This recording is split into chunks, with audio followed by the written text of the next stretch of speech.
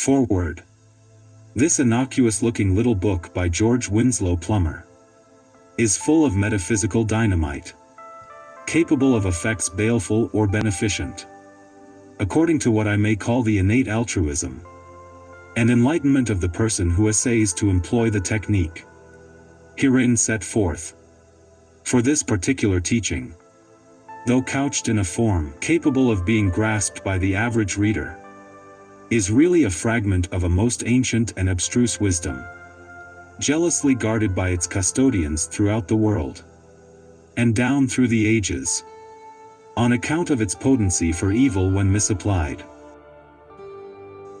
The Rosicrucian fraternity has ever been, from far back, one of these custodians, and as Dr. Plummer is not only a member of the Society of Rosicrucians, but a leader thereof, I infer that he knows and assumes the responsibilities involved in placing so much power.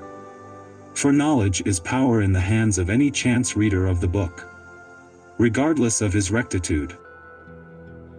He is probably right in taking this chance, because when the house is on fire, one throws all the valuables out of the window, in the hope of saving some of them, regardless of what may become of the rest.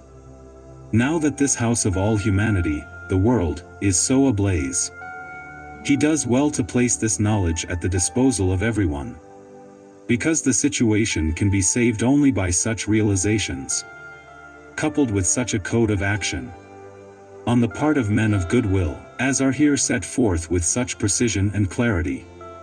The chance that the teachings of the book may be abused must be taken, therefore. The precautionary and warning note is sounded, to be sure, by Dr. Plummer in his final chapter, and in such admonitions as, having satisfied yourself that your predominating desire is worthy, that it involves no harm or detriment to another, and that it will work out to the advantage of others beside yourself.